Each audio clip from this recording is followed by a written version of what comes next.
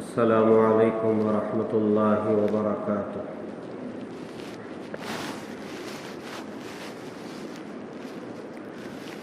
الحمد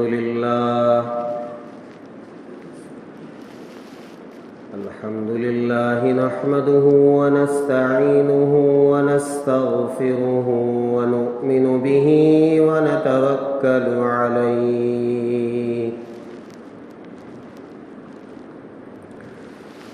ونعوذ باللہ من شرور انفسنا ومن سیئات اعمالنا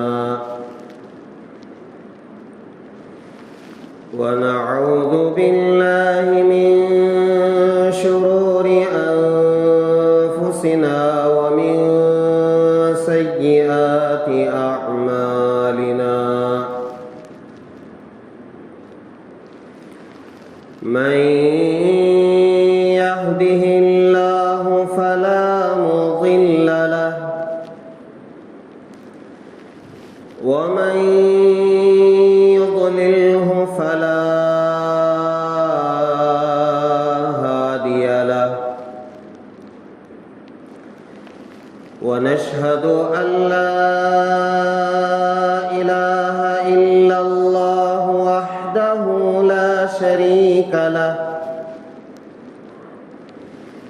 ونشهد أن سيدنا ونبينا ومولانا محمدا عبده ورسوله الذي أرسل بالحق بشيرا ونذيرا وداعيا إلى الله بإذنه وسراجا منيرا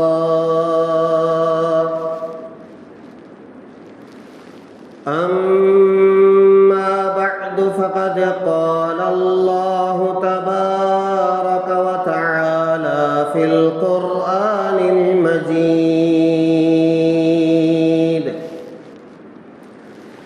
أعوذ بالله من الشيطان الرجيم بسم الله الرحمن الرحيم إنما المؤمنون الذين إذا ذكر الله وجلت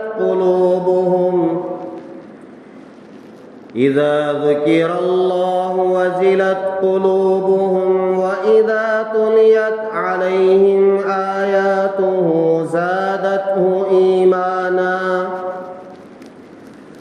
زادته إيمانا وعلى ربهم يتوكلون۔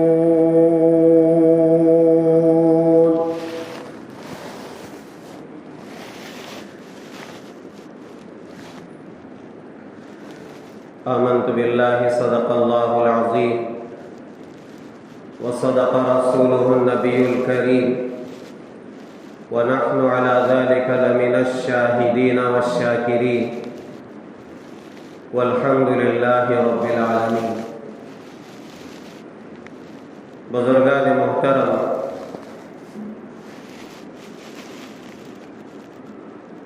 اللہ رب العزت کا بڑا احسان ہے، فضل ہے، انعام ہے، جس ذات وحدہ لا شریک نے اپنی پیدا کی ہوئی 18,000 مخلوق میں سب سے افضل، سب سے اعلیٰ، سب سے اشرف حضرت انسان کو بنایا، یعنی مجھے اور آپ کو بنایا۔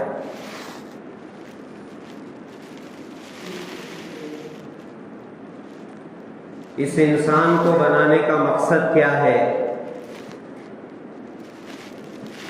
جس اللہ نے حضرت انسان کو اپنے ہاتھوں سے بنایا،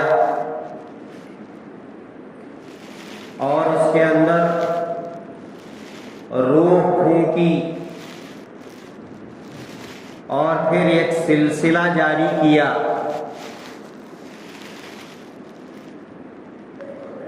انسانیت کی پہلی شخصیت ہے حضرت آدم علیہ السلام، اور پھر جو سلسلہ چلا ہے آج تک برابر جاری ہے، اور قیامت کی صبح تک یہ سلسلہ برابر جاری رہے گا۔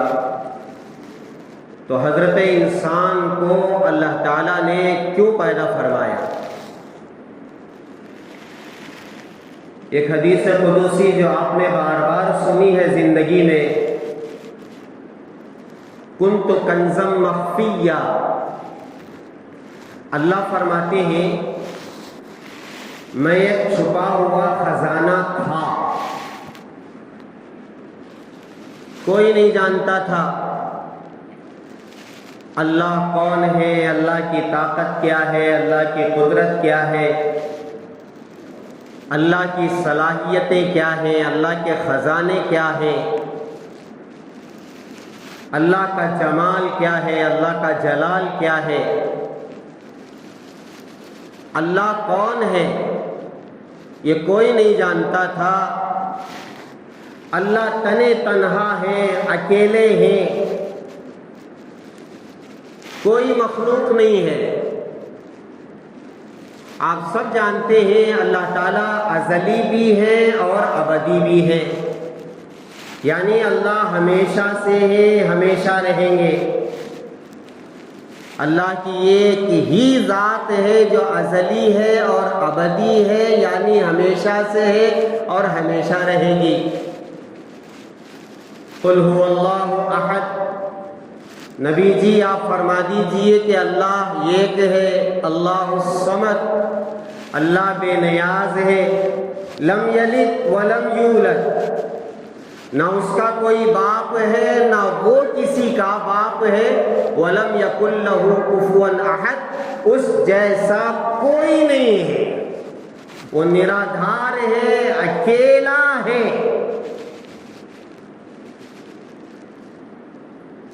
ازلی ہے اور ابدی ہے، ہمیشہ سے ہے، دنیا میں کچھ نہیں تھا اور آخرت کا بھی کوئی تصور نہیں تھا۔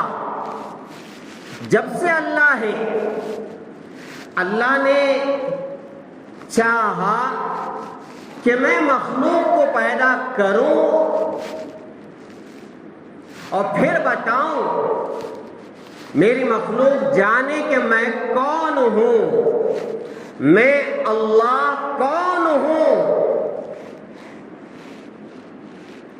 اللہ فرماتے ہیں فَأَحْبَبْتُ أَنْ أُعْرَفَ فَخَلَقْتُ الْخَلْقَ، میں نے چاہا کہ مجھے پہچانا جائے،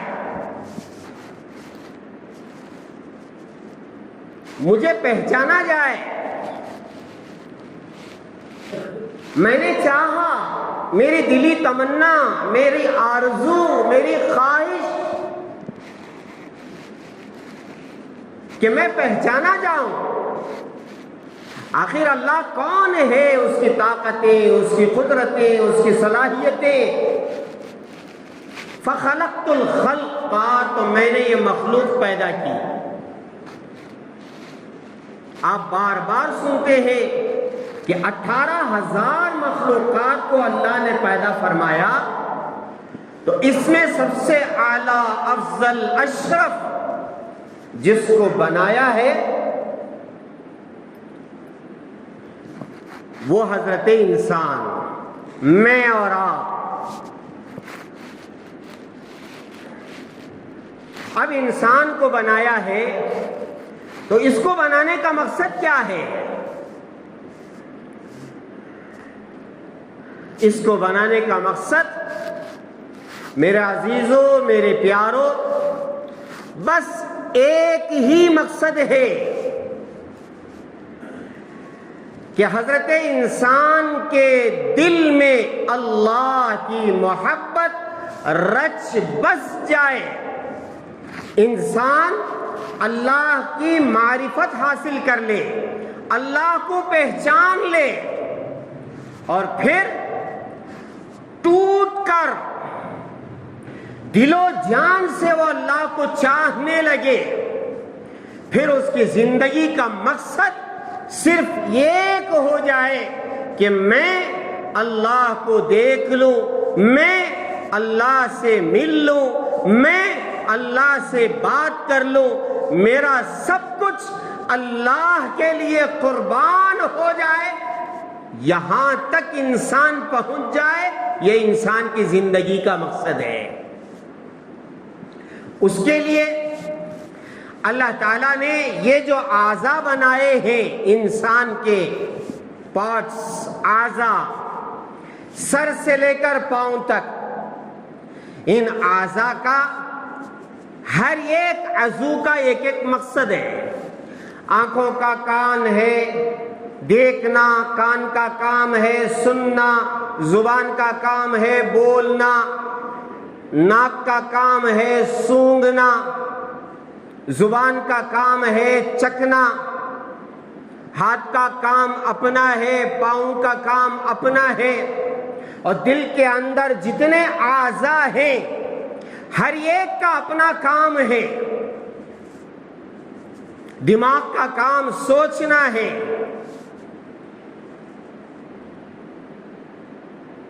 اللہ نے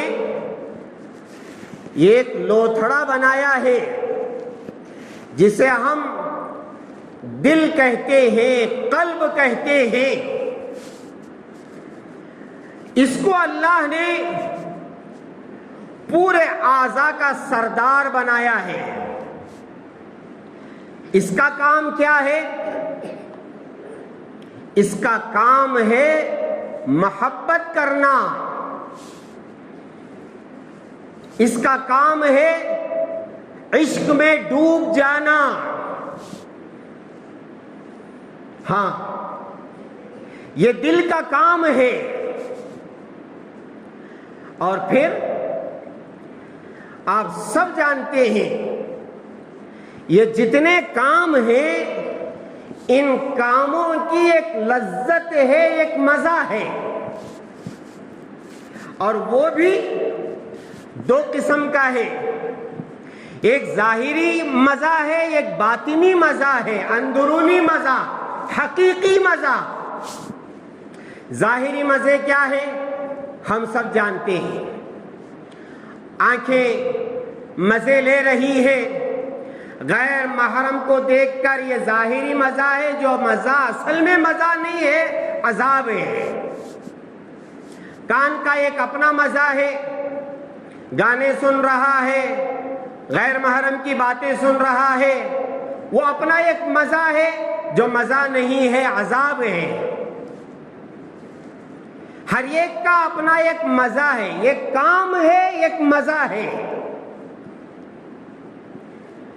اور وہ مزہ ہر ایک اپنے انداز میں اور اپنی محنتوں کے برابر، یا پھر اپنے فسق و فجور کے حساب سے، گناہوں کے حساب سے وہ مزے لے کر زندگی گزار رہا ہے۔ آنکھوں کے دیکھنے کا ایک مزہ ہے، ظاہری مزے تو سب جانتے ہیں، کیا پدی کا شوربہ۔ کوئی یہ نہیں کہہ سکتا نہیں میں بہت بڑا اللہ والا ہوں، مجھے معلوم نہیں ہے ظاہری مزہ کیا ہوتا ہے، غیر محرم کو دیکھنے بھی مزہ ملتا ہے کیا، مجھے معلوم نہیں ہے۔ ایسا کوئی نہیں ہے، سب جانتے ہیں، لیکن یہ مزہ مزہ نہیں ہے، میں نے کہہ دیا یہ عذاب ہے۔ یہ عذاب کیوں ہے؟ ایک بات سے سمجھ جائیں، جب کوئی شخص غیر محرم کو دیکھنے کا مزہ سمجھ کر کے غیر محرم کو دیکھتا ہے، پھر یاد رکھیں وہ ایک غیر محرم سے تسکین نہیں پاتا ہے، بلکہ وہ دوسرے غیر محرم کو دیکھ کر پھر سکون حاصل کرنے کی کوشش کرتا ہے، پھر تیسری، پھر چوتھی۔ وہ زندگی بھر بھی دیکھتا رہ جائے، اسے دل کو سکون نہیں ملتا ہے، نہیں ملتا ہے، نہیں ملتا ہے۔ اور اگر میں یہ عرض کروں کہ قیامت کی صبح تک بھی اگر اس کو زندگی دے دی جائے اور وہ غیر محرم کو دیکھنے کا ظاہری مزہ چکھتا رہے، اس مزے سے اسے پوری زندگی قیامت کی صبح تک بھی تسکین، اطمینان، راحت، سکون نہیں ملے گا، نہیں ملے گا، واللہ نہیں ملے گا۔ وہ الگ چیز ہے، آنکھوں کے دیکھنے کی جو لذت ہے۔ میں آپ کو بتاتا ہوں،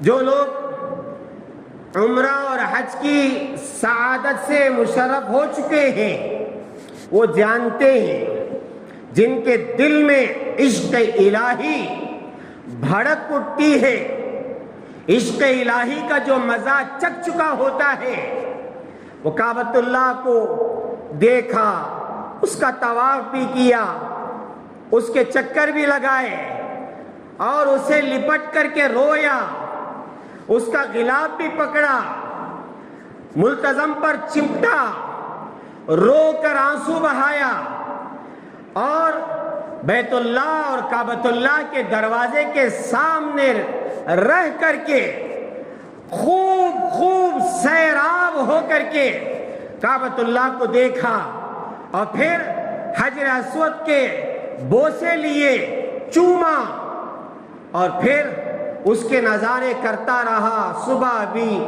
دوپہر بھی، شام بھی، اور مزے لیتا رہا۔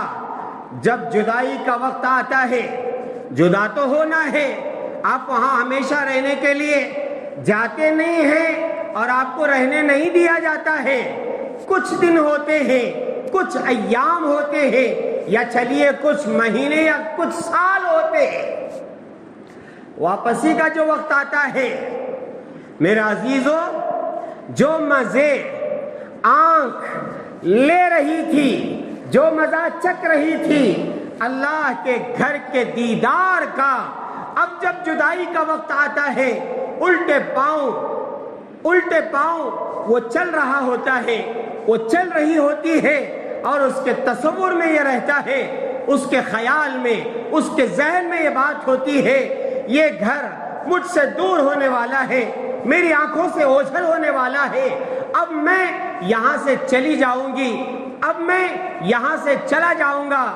پھر میرے عزیزو، جو لذت، جو مزہ اسے مل رہا تھا، جب اس سے جدائی کا وقت آتا ہے، وہ تڑپ اٹھتا ہے، وہ بلک اٹھتا ہے، وہ روتا ہے، وہ جانا نہیں چاہتا، اس کے ساتھی کو پکڑ کر اسے لے جانا پڑتا ہے۔ چلو بھیا، اب تو لیٹ ہو رہا ہے، سواری آپ کا انتظار کر رہی ہے، آپ یہاں روتے کھڑے رہیں گے، وہاں لیٹ ہو جائے گی، دوسرے لوگ بھی آپ کا انتظار۔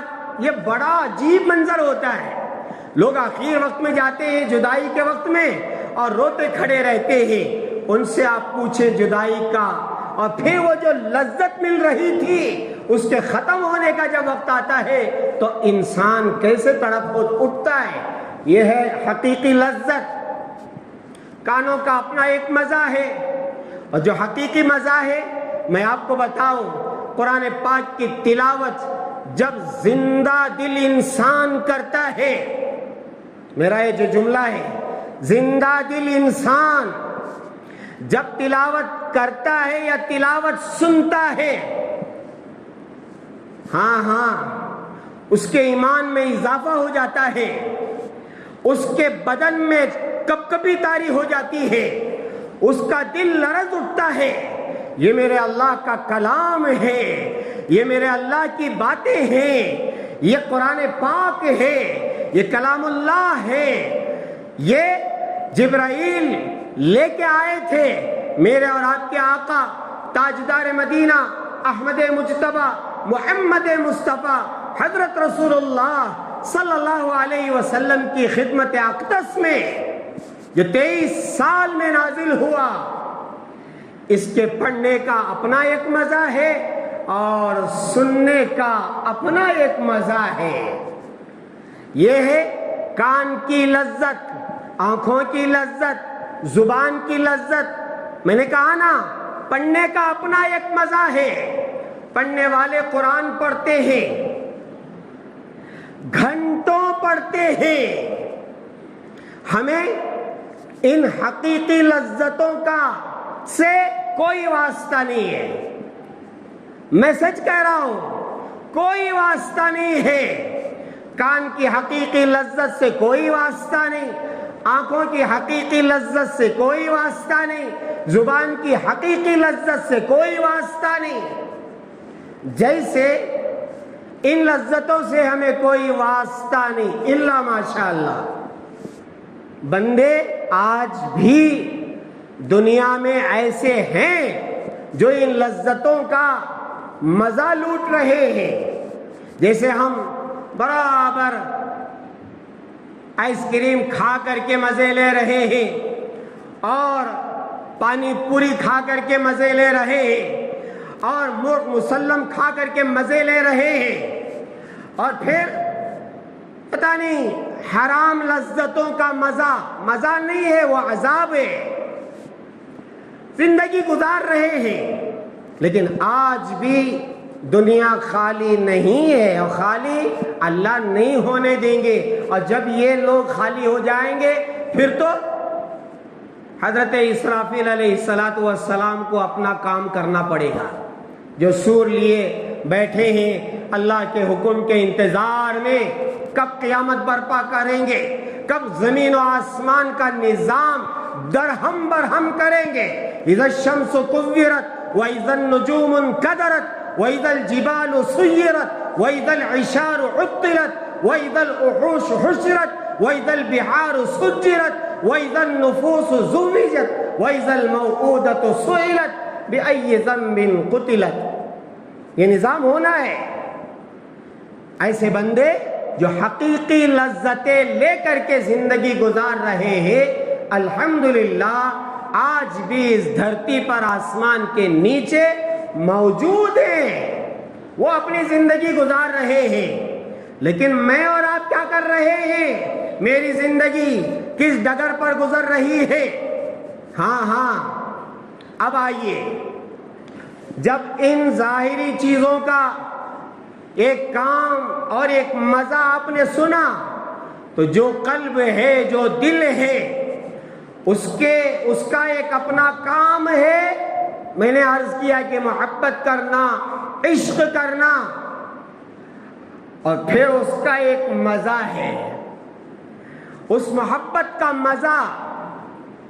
اور یاد رکھیں، ہم نے آج تک، میں اپنی بات کر رہا، ہم نے آج تک مجازی محبتوں کا مزہ لوٹا ہے جو مزہ نہیں ہے.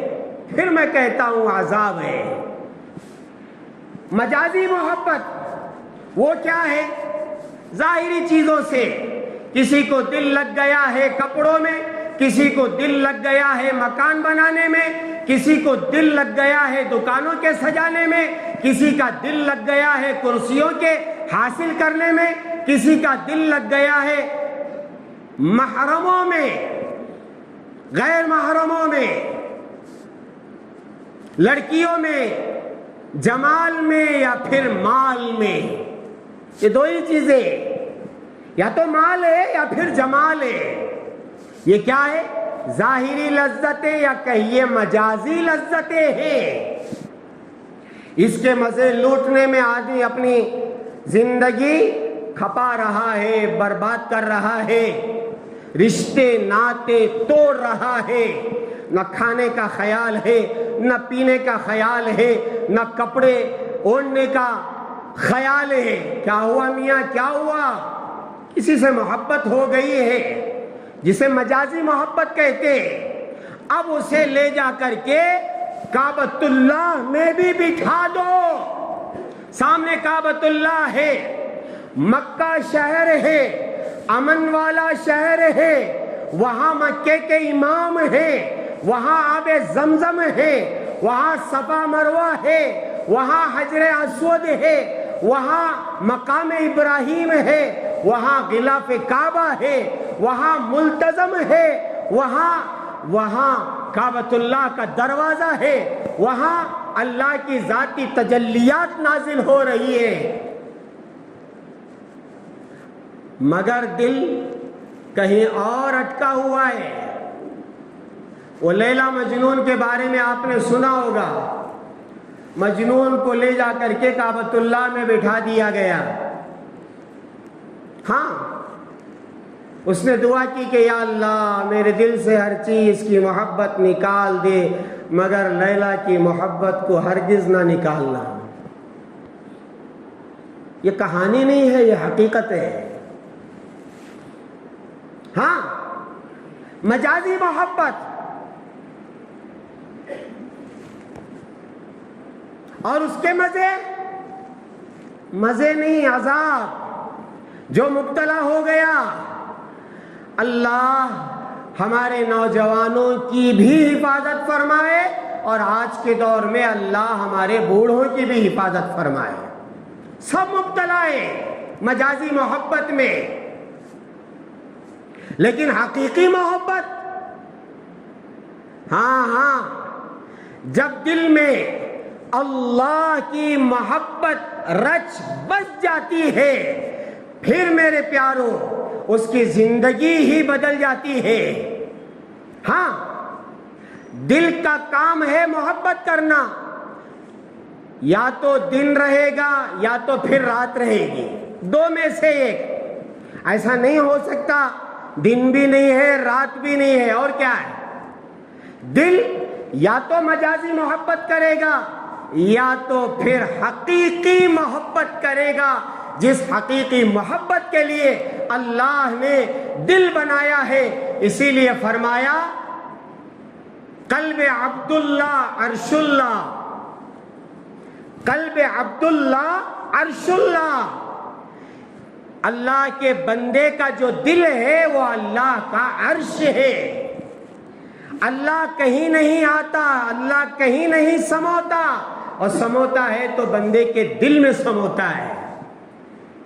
ہاں جب اللہ دل میں آ جاتا ہے، اللہ کی محبت دل میں بیٹھ جاتی ہے، پھر میرے عزیزو یہ دنیا کی چیزیں پھیکی پھیکی لگتی ہے، یہ دنیا کے مزے نہیں ہوتے، پھر اس کی نظر اٹھتی نہیں ہے، جھکتی ہے، پھر اس کے کان ترس جاتے ہیں، کہیں کلام اللہ کی تلاوت ہو رہی ہو، میں وہاں بیٹھ کے اللہ کا کلام سنوں، جیسے فرشتے تلاش کر رہے ہوتے ہیں کہیں اللہ کے ذکر کی مجلس ہو، ہم وہاں بیٹھ کر کے اللہ کا ذکر سنیں، ویسے یہ بندہ تڑپ رہا ہوتا ہے، بلک رہا ہوتا ہے۔ پھر اس کے بعد دیکھیں اس کی زندگی ایسے بدل جاتی ہے، پھر اس کے لیے اپنی جان قربان کرنا اللہ کے راستے میں آسان، اس کا مال قربان کرنا اللہ کے راستے میں آسان، اب بس جینا مرنا اللہ کے لیے ہو جاتا ہے۔ وہ زندگی گزارتا ہے، بیوی کے ساتھ بھی، بچوں کے ساتھ بھی، ماں باپ کے ساتھ بھی، رشتہ داروں کے ساتھ بھی، وہ دکان بھی جاتا ہے، وہ اس کا اپنا ایک مکان بھی ہوتا ہے، لیکن یہ سارے کام اللہ سے وابستہ رہ کر کے وہ کرتا ہے۔ اب وہ بیوی کو کھلا رہا ہے، پلا رہا ہے، اس کی خواہشات پوری کر رہا ہے، یہ سوچ کر کہ میرا اللہ یہ حکم دیتا ہے کہ بیوی کے حقوق ہیں، اس لیے وہ بیوی سے محبت کرتا ہے، ماں باپ سے محبت کرتا ہے، بچوں سے محبت کرتا ہے، رشتہ داروں سے محبت کرتا ہے، پڑوسیوں سے محبت کرتا ہے، اس کا لین دین قرآن و حدیث کے برابر، اس کے معاملات، اس کی معاشرت، اور پھر اس کی اپنی نجی جو زندگی ہوتی ہے، اس کی جو پرائیویٹ زندگی ہوتی ہے، وہ بھی اللہ کو راضی کرنے کے لیے ہوتی ہے۔ وہ یہ نہیں سوچتا اب تو تنہائی ہے، نہ کوئی دیکھنے والا، نہ کوئی سننے والا، دروازے بند ہیں، دریچے بند ہیں، دروازوں پر پردے ہیں اور دریچوں پر پردے ہیں، اب چلو میں گناہ کروں گا، جیسے ہم کر رہے ہیں۔ تنہائی پسند یہ اچھی چیز نہیں ہے. ہاں آج تنہائی پسند اس لیے ہو گئی ہے تاکہ ہم گناہ کریں, گناہ میں ملوث ہو جائیں. لیکن میرے عزیزو, جب دل میں اللہ کی محبت رچ بس جاتی ہے, وہ بھی تنہائی چاہتا ہے, مگر کس کے لیے؟ اللہ سے راز و نیاز کے لیے. ہاں حضرت امام راضی رحمت اللہ علیہ فرمایا کرتے تھے, یا اللہ دن اچھا نہیں لگتا مگر تیری یاد کے ساتھ, اور رات اچھی نہیں لگتی مگر تجھ سے راز و نیاز کے ساتھ. ہاں یہ دل کسی کے حوالے ہو چکا ہے, جس کی وجہ سے ہماری زندگی ہمارے لیے جہنم بن چکی ہے. گھر کے اپنے جھگڑے ہیں, دکان کے اپنے مسئلے مسائل ہیں. لوگ کہتے ہیں میں مسئلوں میں گھر چکا ہوں, پریشانیوں میں گھر چکا ہوں. ایک وقت تھا, لوگ کہتے ہیں ایک وقت تھا میں ہاتھ لگاتا تھا مٹی کو تو وہ سونا بن جاتی تھی. اب ایسا وقت آ گیا ہے میں سونے کو بھی ہاتھ لگاتا ہوں تو وہ مٹی بن جاتی ہے. میرا کام ہوتے ہوتے اٹک جاتا ہے. ہاں میرے پیارو, میں ہر ایک کی نبض پکڑ کر کے بات کر رہا ہوں. ہر ایک اپنی زندگی اپنے گریبان میں منہ ڈال کر کے دیکھ لے, میری زندگی کیسے گزر رہی ہے. اللہ ماشاء اللہ کچھ اللہ کے بندے اور کچھ اللہ کی بندیاں ہوں گی, بلکہ ہیں, لیکن حالات ایسے نظر نہیں آ رہے ہیں. اگر صحیح معنوں میں ہمارے دل میں اللہ اس کے رسول کی محبت ہوتی تو میرا عزیزو, ہمارے دل میں اللہ کے رسول کی محبت اگر ہوتی تو پھر ہم موت سے نہیں گھبراتے. ہاں ایمان والا, سچے ایمان والا اور سچے ایمان والی موت سے محبت کرتی ہے اور کرتا ہے, موت سے نہیں ڈرتے. ہاں موت کی بات آتی ہے ہم جا کر کے گھروں میں چھپ جاتے ہیں. آج جو حالات دیکھ رہے ہیں ملک فلسطین میں, جو حالات ہیں, اور وہاں ہر گھر میں موت نظر آ رہی ہے, لیکن وہاں کے جو انسان, جو حقیقی مومن, جو حقیقی مسلمان, جن کے گھروں کے آنگن میں نہیں بلکہ دروازے کے اندر موت کھیل رہی ہے, مگر وہاں کے بچے, وہاں کے نوجوان, وہاں کے بوڑھے, وہاں کے مرد, وہاں کی عورتیں, سب کے سب اللہ کے پاس جانے کے لیے بل بلا رہے ہیں, تڑپ رہے ہیں. کیوں ایسا ہو رہا ہے؟ اس لیے کہ میرے عزیزوں, میرے آقا اور حضرت سیدنا محمد رسول اللہ صلی اللہ علیہ وسلم نے یہ جو پیشن گوئی فرمائی کہ قیامت کے قریب ایک ایسا وقت آئے گا کہ سارا ایمان فلسطین چلا جائے گا, دنیا سے سمٹ کر کے فلسطین چلا جائے گا. قرب قیامت میں کہیں ایسا نہ ہو یہی وہ دور ہو اور ایمان یہاں سے جا رہا ہو اور فلسطین میں جا کر کے اپنا ٹھکانہ بنا رہا ہو. یہ ڈرنے کی بات ہے میرے پیارو. ہم مزے کی زندگی گزار رہے ہیں, میرا اپنا مکان, میری اپنی دکان, میرے اپنے بیوی بچے, میرے اپنے رشتہ دار, میرا اپنا کاروبار. نہیں, سامنے موت ہے, دن بدن موت قریب آتی جا رہی ہے. ہمیں مرنا ضرور ہے اور حضرت اسرائیل کو دیکھنا ہے. پتہ نہیں اسرائیل کس حال میں آئیں گے, اچھی شکل میں آئیں گے یا ڈراؤنی شکل میں آئیں گے. ایمان کے ساتھ دنیا میں جانا ہے. اس لیے میرے عزیزو, میرے پیارو, دل میں اللہ کی محبت کو بسانے کے لیے, اللہ کو دل میں بٹھانے کے لیے بہت محنتوں کی ضرورت ہے, بہت محنتوں کی ضرورت ہے. محنت کر کے جب ہم اپنے دل میں اللہ کو, اللہ کے رسول کو بٹھائیں گے, پھر نماز کا اپنا ایک مزہ ہے, تلاوت کا اپنا ایک مزہ ہے, اذان کے سننے کا اپنا ایک مزہ ہے, مسجد میں بیٹھنے کا اپنا ایک مزہ ہے. پھر اگر وقت آ جائے، امام مہدی آ جائے اور اعلان کرے ہمیں دجال کے ساتھ جنگ کرنا ہے، مقابلہ کرنا ہے، تو پھر حضرت امام مہدی کے ساتھ ہو کر کے، ایمان والوں کے ساتھ ہو کر کے، جو صرف 12,000 رہ جائیں گے جو صرف حضرت امام مہدی کا ساتھ دینے والے ہوں گے۔ میرے عزیزو، یاد رکھو، پھر یاد رکھو، پھر یاد رکھو، دجالی زمانہ شروع ہو چکا ہے۔ حضرت امام مہدی کے آنے کا وقت قریب آ چکا ہے۔ حضرت عیسیٰ علیہ السلام کے دنیا میں آنے کا وقت قریب آ چکا ہے۔